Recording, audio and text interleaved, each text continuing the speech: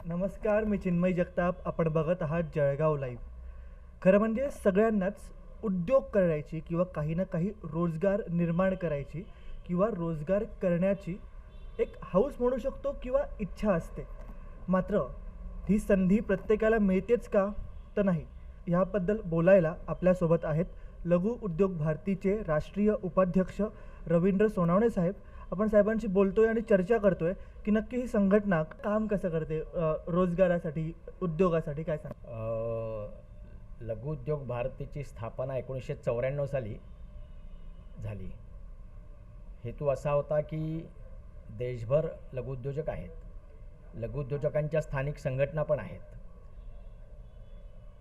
पण त्या संघटना स्थानिक जे समस्या आहे त्या सोडवू शकतात. पण जेव्हा राज्य सरकारशी संबंधित समस्या आहे, केंद्र सरकारशी संबंधित समस्या आहे, त्यावेळी त्यांची तिथपर्यंत झेप जाऊ शकत नाही. त्यांना कोणी तिथे विचारत नाही प्रभाव नसल्यामुळे, कारण ते सगळे असे विखुरलेले आहेत, ठिकठिकाणी संघटित नाही आहे. त्यामुळे आमच्या लघुउद्योगांच्या मनात असा विषय आला की आपली एक अखिल भारतीय संघटना असावी की जे स्वरूप अखिल भारतीय असेल आणि देशभरातल्या सगळ्या लघुउद्योगांशी ती कनेक्टमध्ये असेल, संपर्कात असेल आणि देशभरातल्या सगळ्या उद्योजकांच्या ज्या काही समस्या आहे त्या राज्य सरकार आणि केंद्र सरकार यांच्यासाठी पॉलिसी ॲडव्होकेसी लघुउद्योगांसाठी करेल, अशा प्रकारचा रोल लघुउद्योग भारतीने आपल्यापुरता निश्चित केलेला आहे. आणि त्यामुळे अगदी सुरुवातीपासून 94 साली स्थापना झाल्यानंतर लघुउद्योग भारतीच्या लक्षात आलं की 40% इंडस्ट्रियल प्रोडक्शन लघुउद्योग क्षेत्र करतं, 40% एक्सपोर्ट लघुउद्योजकांचा आहे आणि शेतीच्या खालोखाल सगळ्यात जास्त रोजगार लघुउद्योग क्षेत्राने उत्पन्न केला आहे शासनाच्या आकडेवारीप्रमाणे 8 कोटी. आणि याच्यासाठी कुठलंही केंद्र मंत्रालय कधी गेल्या 60-65 वर्षात झालं नव्हतं. त्यावेळी 94 सालची गोष्ट आहे. म्हणून आम्ही त्यावेळी केंद्र सरकारच्या मागे लागलो की तुम्ही लघुउद्योगासाठी एक मंत्रालय स्थापन करा की जे आमच्या समस्या आम्हाला मांडता येतील आणि त्या समस्या ते सरकार सोडवू शकेल. प्रयत्न केल्यानंतर 2003 साली वाजपेयी सरकारच्या नेतृत्वाखाली लघुउद्योग मंत्रालय स्थापन करण्यात आलं आणि पहिल्या मंत्री होत्या वसुंधराराजे शिंदे. तर आम्ही काय करतो की वेगवेगळ्या क्षेत्रामध्ये, म्हणजे केंद्र सरकारची जी मंत्रालये आहेत, उदाहरणार्थ त्यावेळी एक्साईज होता, लेबर लॉज सेंट्रल गव्हर्नमेंट पण करायचं, स्टेट गव्हर्नमेंट पण करायचं, कामगारांचे कायदे. त्याच्याशिवाय वेगवेगळ्या प्रकारचे टॅक्सेस होते, सेल टॅक्स राज्याचे. केंद्र सरकारशी संबंधित सगळ्या विषयावरती आम्ही त्यांना आज कायदे तुम्ही काय केले आहेत, त्याचा काही त्रास होतो का, त्याच्यामध्ये काही बदल केले पाहिजे का पॉलिसी म्हणून, किंवा त्याच्या अंमलबजावणीमध्ये प्रोसेसमध्ये हॅरॅसमेंट होते, त्यांना त्रास होतो, तर त्याच्यामध्ये सुद्धा ईज ऑफ डुईंग बिझनेस कसा करता येईल. तर एका बाजूला पॉलिसी ॲडव्होकसी आणि दुसऱ्या बाजूला प्रोसेस इम्प्रूव्हमेंट आणि ट्रान्सपरन्सीचा आग्रह, या 3 गोष्टीवर लघुउद्योग भारतीने गेले 27-28 वर्ष फोकस करून लघुउद्योगांचं ईज ऑफ डुईंग बिझनेससाठी प्रयत्न केलेला आहे आजपर्यंत. पण sir, ease of doing business अजूनही आपण म्हणतो की तेवढं ईज मिळत नाही आहे किंवा त्या ईजसाठी आपण प्रयत्न करत आहात. तर नक्की हे ईज मिळेल कसं? काय आहे की कुठलीही गोष्ट ही सरकारी यंत्रणेच्या ताब्यात गेली जगभर तर त्याच्यामध्ये एक प्रकारची रिजिडिटी असतेच. त्याच्यामध्ये एक प्रकारची, ज्याला आपण लालफितशाही म्हणतो, ती असतेच कमी अधिक प्रमाणामध्ये. म्हणून आमचं असं म्हणणं आहे की सरकारने कमीत कमी कंट्रोल ठेवावा. आणि केंद्रात जे सरकार गेल्या 7-8 वर्षापासून आहे त्यांनी मिनिमम गव्हर्नमेंट आणि मॅक्झिमम गव्हर्नन्स हे जे घोषवाक्य ठेवलं आहे त्याला त्यांनी अनुसरून व्यवहार केलेला आहे असं दिसतंय. अजून सगळ्या अपेक्षा पूर्ण झालेल्या नाही आहे, पण खूप प्रमाणावरती, ज्याला आम्ही डिजिटल त्यांनी करणं म्हणतो, उदाहरणार्थ खूप गोष्टी आहेत. अनेक कायदे त्यांनी रद्द केलेले आहेत, अनेक गोष्टी सोप्या केलेल्या आहेत. म्हणजे मला जुनी गोष्ट वाजपेयींच्या काळातली आठवते की आम्ही त्यावेळी एक्साईज भरताना आमचा माल पाठवताना आम्हाला 57F4 दुसरीकडे प्रोसेस करायला 57F4चा फॉर्म द्यावा लागायचा. आणि तो समजा आम्ही रात्री 12ला दिला आणि चुकून गाडी 12:30ला तिथे निघाली, पोचली, तर दिवस बदलायचा. ती गाडी पकडायचे आणि सांगायचे की तुम्ही बिना पैसा भरता, एक्साईज न भरता माल बाहेर काढला आहे. आणि कंपनीत जाऊन त्रास देणार, पैसे मागणार. तर आम्ही वाजपेयींना विनंती केली की विदाऊट परमिशन ऑफ कमिशनर एक्साईजचा कोणीही माणूस कंपन्यांमध्ये प्रवेश करणार नाही असं नोटिफिकेशन काढा. आणि ते तात्काळ काढलं गेलं. त्यामुळे तिथल्या ज्या भ्रष्ट अधिकाऱ्यांना चाप बसला आणि आम्ही उद्योजकांना विनंती केली की तुम्ही रजिस्टर ठेवा, कुठला सरकारी अधिकारी येतो आहे, कशासाठी येतो आहे, त्याचं नाव, हुद्दा आणि त्याने सही करायची, तारीख आणि वेळ द्यायची आणि त्याने सही करायची की एक रेकॉर्ड तयार होतं की हा कशासाठी आला आहे, म्हणजे तो अधिकृतपणे आला आहे किंवा स्वतःहून आला आहे.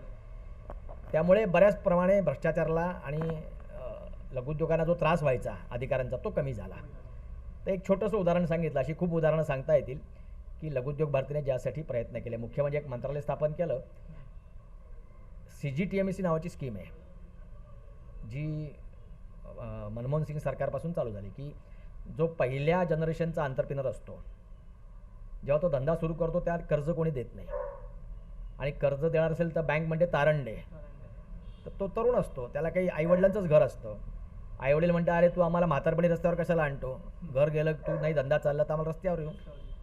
तर आम्ही अशी मागणी केली की अशा उद्योजकांना तुम्ही सरकारने तारण द्यावं आणि आम्हाला तारण न देता कर्ज मिळावं काही उद्योजकांना. त्याला CGTMSE स्कीम म्हणतात की credit guarantee term loan scheme. सुरुवात 25 लाखाने झाली की 25 लाखापर्यंत कर्ज विदाऊट कोलॅटरल लघुउद्योगांना मिळेल. नंतर ती आम्ही मागे लागून 25चं 50 झालं. मोदी आल्यानंतर ती 1 कोटी झाली. मागच्या वर्षी त्यांनी 2 कोटी केली. तर असं एक महत्त्वाचं काम केलं. तिसरी मागणी आम्ही अशी केली की बा लघुउद्योजक एवढ्या गोष्टी उत्पादन करतात तर केंद्र सरकार आणि राज्य सरकारांची जी आस्थापना आहेत, त्यांच्या कंपन्या असतील, ऑफिसेस असतील, त्यामध्ये जे काही लागतं ते लघुउद्योगांकडनं घ्या आणि निदान तुम्ही आमची संख्या जर 40% कॉन्ट्रीब्युशनची आहे तर 40% द्या. त्यांनी ते ऐकलं नाही. निदान 20% त्यांनी आम्हाला दिलं की 20% जो लागणाऱ्या गोष्टी आहेत त्या लघुउद्योगांकडनं खर्च करा, विकत. पण सर स्वावलंबी भारत ही हां. देखील त्यातली एक कन्सेप्ट आहे. त्या कन्सेप्टवर काय सांगाल? काय आहे की स्वावलंबी भारत ही कन्सेप्ट तशी फार व्यापक आहे. याची 2 कारणं आहेत की मेक इन इंडिया आणि स्वावलंबी भारत हे एकाच नाण्याच्या 2 बाजू आहेत. आज भारताचं गेली अनेक वर्ष एक्सपोर्टपेक्षा इम्पोर्ट जास्त आहे. त्यामुळे जे ट्रेड डेफिशिट आहे आणि त्याचा जो डॉलरवरती इम्पॅक्ट पडून रुपयावरती इम्पॅक्ट पडतो आणि रुपया घसरतोय काही प्रमाणावरती. रुपया घसरण्याचे पण काही फायदे असतात आणि स्ट्रॉंग होण्याचे पण काही दुष्परिणाम असतात. घसरला तर एक्सपोर्ट स्वस्त होतं पण इम्पोर्ट महाग होतं. पण जर आपण नुसतं फॉरेन करन्सी जात नाही आपली, जेव्हा आपण इम्पोर्ट करतो आपला रोजगार पण बाहेर जातो. कारण ते उत्पादन दुसऱ्या देशातले लोक करत असतात, त्यांना तो रोजगार जातो आणि आपल्याकडे बेकारी वाढते. आणि म्हणून अनेक सरकारने प्रयत्न केले. मोदी सरकारने थोडे जास्त फोकसने प्रयत्न केले पण अजूनही त्याला पाहिजे तेवढं यश आलेलं नाही. याची खूप सारी काही कारणं आहेत. फक्त सरकार जबाबदार आहे असं आम्हाला वाटत नाही की चायनासारख्या देशाने वेगवेगळ्या मायनिंग्स विकत घेऊन ठेवल्या आहे फार पूर्वी स्वस्तामध्ये. त्यांना ते सहज शक्य आहे कारण ते डिक्टेटरशिप आहे. भारतासारख्या लोकशाही देशामध्ये सगळ्या लोकशाही प्रणालीमध्ये जावं लागतं. लोकसभेत म्हणा काही म्हणा, मग त्याच्यावर आरोप प्रत्यारोप याच्यामध्ये वेळ खूप जातो. त्यामुळे आपल्याला ते शक्य होत नाही फारसं. म्हणजे एक उदाहरण सांगितलं लक्षात येईल की इलेक्ट्रिक मोटर्स ज्या वेगवेगळ्या बनतात त्या इम्पोर्ट खूप होतात. मी सहज चौकशी केली तर कळलं त्याला लागणारं जे मॅग्नेट आहे ते सगळं चायनामधनं इम्पोर्ट होतं. मग आपल्याकडे का नाही बनवू शकत? मी चौकशी केली, कळलं असं की त्यासाठी ज्या प्रकारचं रॉ मटेरियल लागतं ते दक्षिण आफ्रिकेमध्ये आणि त्या सगळ्या माईन्स या चायनाच्या ताब्यात आहेत. तर सगळं रॉ मटेरियल उचलून ते प्रोसेस करता आणि त्यांनी त्याच्यावरती जसं ते आता सेमीकंडक्टर चिप वगैरेचा विषय आहे की त्यांच्यावर मोनोपॉली आहे तैवान आणि चायनाची. तर त्यामुळे असे जे काही त्यांनी पद्धतशीरपणे गेले काही वर्ष शांतपणाने स्वतःचं मोनोपॉली तयार केलेली आहे आणि त्याला काही पाश्चात्य देशांचाही हातभार लागला आहे, अमेरिकेसारख्या देशांचाही हातभार लागलेला आहे तसं होण्यामध्ये. त्याचं एक दुष्टचक्र उभं राहिलेलं आहे. त्यामुळे हा जो विकासाचा विषय आहे हा इम्पोर्ट सबस्टिट्यूट डेव्हलप करूनच संपणार आहे. त्यामुळे आपलं इम्पोर्ट कमी होईल आणि आपल्या देशातच रोजगार तयार होईल.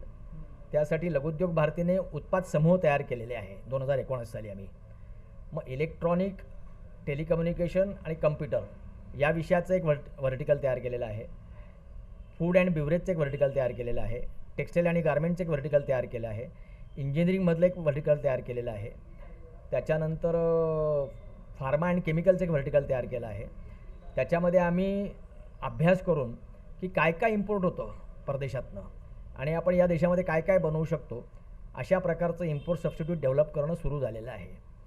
आणि जयपूरसारख्या ठिकाणी किंवा देशातल्या अनेक भागांमध्ये अनेक लघुउद्योगांनी खेळणी बनवायला सुरुवात केली आणि त्यामुळे खेळणीचं पण इम्पोर्ट कमी झालेलं लक्षात येतं आहे. एअरबॅग्स, या कोरोनाच्या काळामध्ये एअरबॅग्स ज्या कारमध्ये बसवतात सेफ्टी म्हणून, त्या चायनामधनं येत नव्हत्या. आता पुण्यातल्या एका उद्योजकाने त्या एअरबॅग्स पण तयार केल्या आहे. ओके. तर असे अनेक प्रकार, म्हणजे तुम्हाला बारामतीचं एक उदाहरण सांगतो की 2015 साली मी हा प्रयत्न सुरू केला इम्पोर्ट सबस्टिट्यूटचा. तर तेव्हा असं कळलं की मुंबईच्या बंदरामध्ये ज्या घासणी असतात भांडे घासायच्या, ज्याला मेटल स्क्रबर म्हणतात, या चायनाहून 40 कंटेनर दररोज आणायला यायचे. बरं, त्याच्यात टेक्नॉलॉजी काही नाही. आणि मग आम्ही काही तरुणांना म्हटलं की तुम्ही सुरू करा. मी मुद्दाम ते पुण्यापेक्षा बारामतीला सुरू केला. पुण्यामध्ये हायटेक प्रोडक्ट आहे सगळे. बारामतीच्या छोट्या ठिकाणी रोजगार पण तयार होईल आणि असं काम सहज सोपं होईल तिथे करणं, कारण त्याला जरा कमी खर्चाचं मनुष्यबळ, जागा लागते. पुण्यात सगळंच महाग, त्यामुळे खर्च वाढतो उत्पादनाचा. आणि मग तिथल्या एका तरुणाने ते तयार केले आणि आता तो व्यवस्थितपणे आम्ही व्यापाऱ्यांना भेटलो जे इम्पोर्ट करायचे. त्यांना सांगितले की बुवा तुम्ही इम्पोर्ट करतायत, 45 दिवस आधी पैसे भरतायत ॲडव्हान्समध्ये, मग 45 दिवसाने माल येतो आणि जो माल येतो तो समुद्रमार्गे येतो, त्यामुळे ते मेटल असल्यामुळे हार्ड होतं. तर आम्ही तुम्हाला त्याच रेटमध्ये माल दिला की पैसे दिले, म्हणजे तुमची पैसे पण अडकून पडणार नाही आणि मेटल समुद्रमार्गे येत नसल्यामुळे कडक पण होणार नाही. लोण्यासारखं तुम्हाला लोखंड म्हणजे मेटल स्क्रबर मिळेल. त्यांना मान्य झालं आणि त्यांनी ॲक्सेप्ट केलं. अशा प्रकारे आम्ही एक छोटंसं इम्पोर्ट सबस्टिट्यूट पण डेव्हलप केलेलं आहे.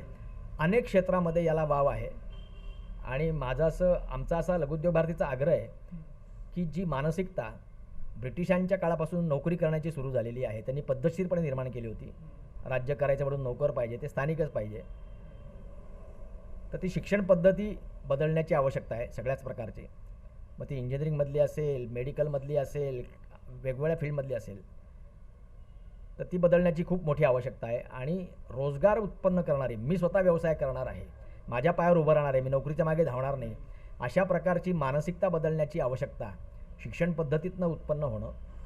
आणि त्यासाठी म्हणून स्वावलंबी भारत अभियान जे आम्ही सुरू केलेलं आहे, त्याच्यामध्ये आम्ही जे यशस्वी पहिल्या पिढीचे उद्योजक आहेत, तर कॉलेजमधल्या तरुणींसमोर आम्ही त्याची मुलाखत घेतो.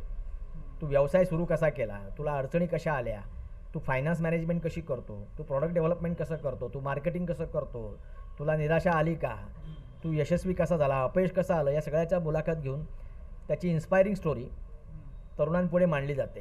ते त्याला प्रश्न विचारतात. मग त्यातलं त्याला वाटतं अरे याला जमतं आहे, हा पण आपल्यासारखाच सामान्य होता, याने पण टक्के टोणपे खाल्ले, यालाही अपयश आलेलं आहे, हाही अडचणीत आला होता, पण याने हिंमत सोडली नाही आणि त्याचं त्याला यश मिळालेलं आहे. त्यामुळे अशा प्रकारे मुलं प्रेरणा घेतात आणि ते पण उद्योगाला लागू शकतात. आणि म्हणून स्वावलंबी भारत या अभियानामध्ये आता आम्ही महिनाभर देशभर हा उपक्रम सुरू केला आहे की पहिल्या पिढीच्या यशस्वी उद्योजकांच्या मुलाखती, त्यांचा अनुभव मांडणी तरुणींसमोर, की ज्याच्यातनं ते प्रेरणा घेणार. आणि त्याच्यानंतर आपण त्यांना म्हणतोय की तुम्हाला जे काही शक्य आहे ते सगळं सपोर्ट करायला लघुउद्योग भारतीचे जे उद्योजक आहेत देशभरामध्ये, प्रत्येक राज्यामध्ये लघुउद्योग भारती आहे, 450 जिल्ह्यांमध्ये देशभरात लघुउद्योग भारतीचं काम आहे. आणि आमच्यासारखे जे सिनियर उद्योजक आहेत की आम्हाला फार रोज लक्ष घालावं लागत नाही, असे आम्ही स्वखर्चाने देशभर प्रवास करतो, उद्योजकांना प्रेरित करतो, तरुण उद्योजकांना मांडतो.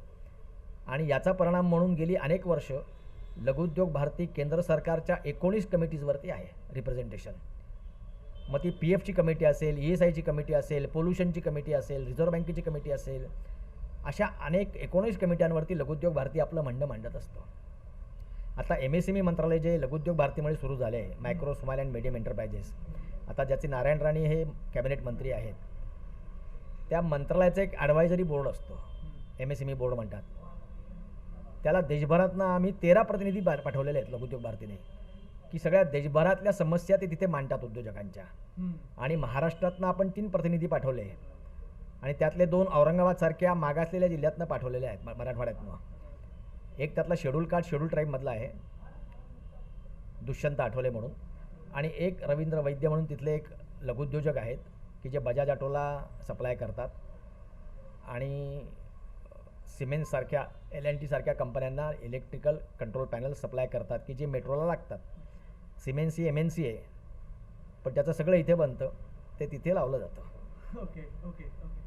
पण सर आता फॉर एक्झाम्पल ह्यातच जसं मी सुरुवातीला इंट्रोडक्शनमध्ये विचारलं सांगितलं सगळ्यांना की प्रत्येकात एक इच्छा असते किंवा एक हौस असते की मला उद्योजक बनायचं आहे, मला रोजगार हवा आहे, मला रोजगार द्यायचा आहे. तर अशा जे जळगावचे स्थानिक मुलं आहेत आणि ज्यांना MIDC मध्ये काम करायचं आहे किंवा आपली जी संघटना आहे ती MIDC पण नक्की काम कसं करणार आहे?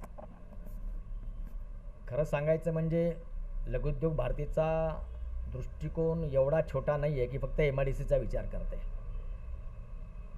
कारण MIDC म्हटलं की मर्यादित जागा आहे.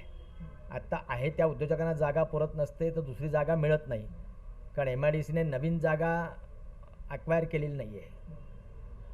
शहरांमध्ये जमिनीच्या किमती वाढलेल्या आहेत, हा एक मोठी समस्या आहे. त्यामुळे उद्योग सुरू करायचा म्हटलं तर जमिनीमध्येच इन्व्हेस्टमेंट जास्त होते, मग मशिनरी आणणार कुठून, असा एक प्रश्न आहे.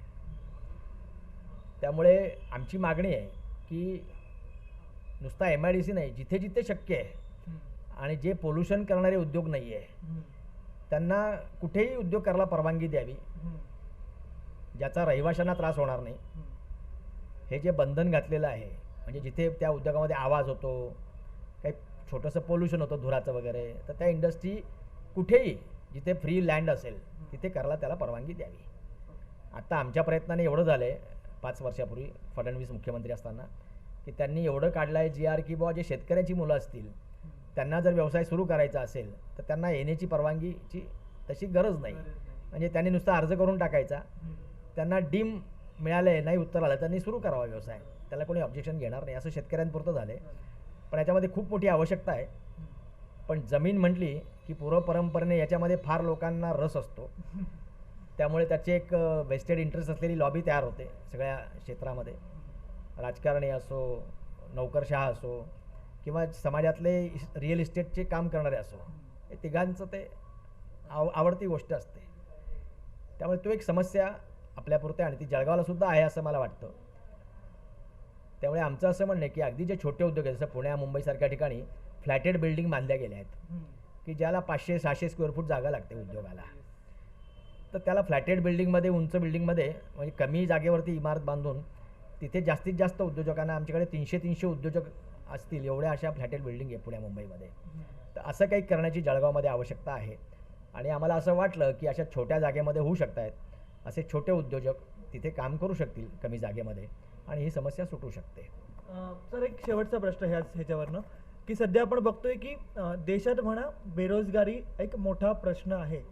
त्यातच जर आपण स्थानिक मुलांचं घेतलं, जळगावच्या स्थानिक मुलांचं घेतलं, तर त्यांना मोस्टली मेट्रोपॉलिटन सिटीज ज्या आहेत तिथे बाहेर रोजगारासाठी जावं लागतं, कारण की त्यांची जी स्किल आहे ती तिकडे जास्त युजफुल त्या उद्योगासाठी असते. तर स्थानिक उद्योजकांना तुम्ही काय सांगाल जळगावच्या? नाही, मी नुसतं जळगावच्या उद्योजकांनाच सांगणार नाही, सगळ्या उद्योजकांना मी सगळीकडे सांगत असतो की पहिल्यांदा आपण नोकरी करायची हा डोक्यातनं मनात काढून टाका. कारण आपल्या आईवडिलांनी आपल्यावर बिंबवलं आहे की बा अरे चांगलं शिक, तुला कर्ज काढून शिकवेल, अभ्यास कर, चांगले मार्क्स मिळव, कॅम्पस इंटरव्ह्यूमध्ये सिलेक्ट हो आणि कुठल्या तरी चांगल्या कंपनीत चिकट. म्हणजे हा मुलांचा दोष नाही आहे, फार आईवडिलांची मानसिकता बदलण्याची गरज आहे. आणि जशी शेतकऱ्यांच्या मुलांची समस्या आहे की शेतकरी मुलाला मुलगी मिळत नाही, तशी छोट्या उद्योजकालाही मुलगी लवकर मिळत नाही. याचा काय भरोसा, याचा धंदा अजून सुरू झाला नाही, हा खरंच कमवेल का, चालेल का.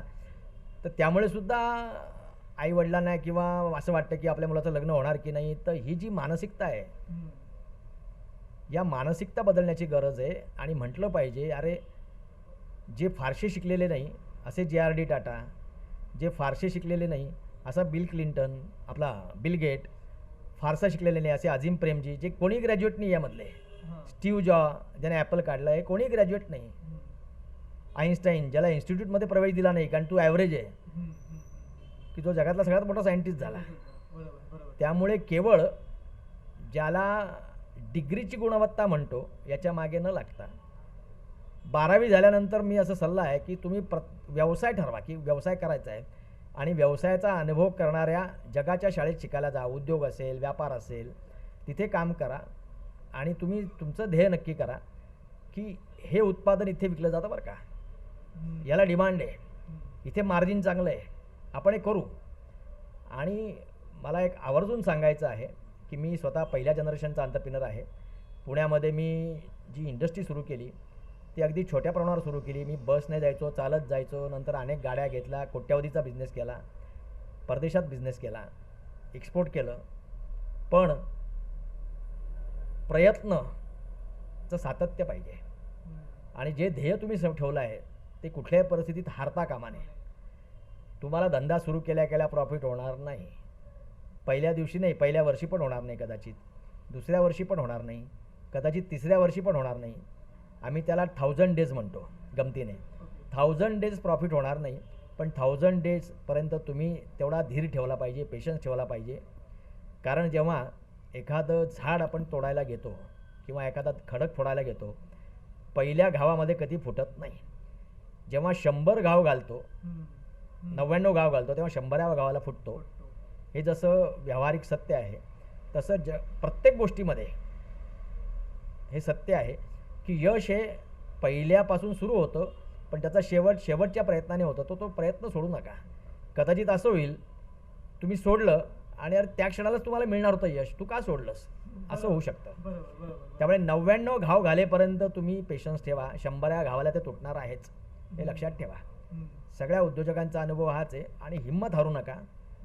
स्वतःची मनोबल हे मजबूत ठेवा आणि काम करत राहा, प्रामाणिकपणे करा. यश नक्की आहे आणि तुम्हाला कोणाचीही नोकरी करण्याची गरज नाही, कोणापुढे हात पसरण्याची गरज नाही. उलट तुम्ही नोकरी देणारे व्हाल, नोकरी मागणारे होण्यापेक्षा. आणि हाच माझा संदेश आहे की नोकरी मागणारे होऊ नका, नोकरी देणारे व्हा. सर, आता फॉर एक्झाम्पल खूपदा असं होतं की तरुण म्हणा किंवा उद्योजक म्हणा किंवा आपण जे टेलिव्हिजनमधनं म्हणा किंवा न्यूज पोर्टल्समधनं आणि वृत्तपत्रामधनं असं वाचतो किंवा ऐकतो की सरकार काही करत नाही आहे किंवा सरकारने हे केलं तरच लघुउद्योग वाचणारे, लघुउद्योग मोठा होणार आहे. तुमचं यावर मत काय? फार चांगला प्रश्न आहे. पण मी असं म्हणेन की भारत नावाचा जो प्राचीन देश आहे, या देशामध्ये कधीही सरकार म्हणजे राजा काही अवलंबून नव्हतं. सगळी अर्थव्यवस्था, सगळ्या व्यवस्था या विकेंद्रित होत्या, ग्रामाधारित होत्या. म्हणजे हो कोई नृपबला हमें क्या, अशा प्रकारचं वातावरण होतं.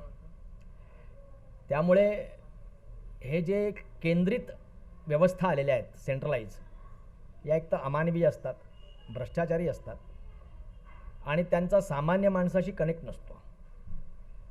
त्यामुळे आमचं असं म्हणणं आहे की सरकारने जास्तीत जास्त विकेंद्रित व्यवस्था कराव्या. की कशाकरता मंत्रालयात जावं लागतं राज्य सरकारला कामासाठी, स्थानिक ठिकाणीच प्रश्न सुटले पाहिजे. जळगावचा माणूस मुंबईला चक्रा मारतोय, दिल्लीला चक्रा मारतोय, कशा करता? वेळ आणि पैसा, तिथल्या तिथे प्रश्न सुटले पाहिजे. आणि खरं म्हणजे आजच्या डिजिटल युगामध्ये डिजिटलीच प्रश्न सुटले पाहिजे. सगळ्या आता खूप झालं आहे, डिजिटल परमिशन्स आहे, पण तरी पण कागद मागतात, वेगवेगळे कागद मागतात, कधी कधी महात्मा गांधींचा कागद मागतात. हे सगळं बंद झालं पाहिजे. बरोबर. त्यामुळे डिजिटली झालं पाहिजे. आणि मला असं वाटतं की मला अमेरिकेतलं एक उदाहरण माहिती आहे की तिथे जेव्हा ड्रायव्हिंग लायसन्स देतात अतिशय कडक असतं. त्यात जर काही बदल करायचा असेल तर तो तुम्ही नुसतं करून लिहून द्यायचा स्वतः. पण त्यातली माहिती जर खोटी असेल तर त्याला अतिशय हेवी पेनल्टी असते किंवा शिक्षा असते आणि ती इम्प्लिमेंट केली जाते. त्यात कोणीही खोटं लिहित नाही. तो समोरचा माणूस जे सांगतो त्याच्यावर विश्वास ठेवला जातो. आपल्याकडे विश्वास हाच हरवला आहे सगळ्यांचा. कागद देऊन सुद्धा खोटं करायचं ही जी दुर्दैवाने लागण झालेली समाजाला. त्यामुळे आपल्या समाजापुढे नीतिमत्तायुक्त प्रामाणिक व्यवहार ही एक फार मोठी समस्या सगळ्या क्षेत्रामध्ये आहे. नुसतं राजकारण्यांना शिव्या देऊन उपयोग नाही, नावं ठेवून उपयोग नाही. सगळ्या क्षेत्रामध्ये हा कमी जास्त प्रमाणात आहे. त्यामुळे नीतिमान समाज होणं हे एक मोठं आव्हान आपल्या समाजासमोर आहे. त्याबरोबर मी असं म्हणेल की डिजिटल आणि ट्रान्सपरंट व्यवहार आणि ज्याला अतिशय त्वरित सेवा देणं म्हणतो आम्ही. सेवा हमी कायदा झाला आहे पण तो कागदावर आहे. पण काही ठिकाणी खरोखर चांगले अनुभव पण आहे आम्हाला की आम्ही मागच्या राज्य सरकारच्या काळामध्ये जेव्हा फडणवीसांचं गव्हर्नमेंट होतं तेव्हा आपलं सरकार नावाचं पोर्टल होतं. आमच्या रत्नागिरी जिल्ह्यातल्या एका फूड प्रोसेसिंग युनिटने मला प्रदूषण मंडळाकडनं NOC आली नाही, 3 महिने झाले अर्ज केला तरी. काय तुमचं सरकार म्हणजे आपलं सरकार असं कसं काय म्हणे पोर्टल काय उपयोग नाही म्हणे त्याचा. अरे आहे म्हटलं, तू फायदा मिळाला आहे आम्हाला, म्हटलं तू तक्रार करून बघ. नाही काही होत नाही म्हणे तक्रार करून तर बघ म्हटलं. त्याने तक्रार केली.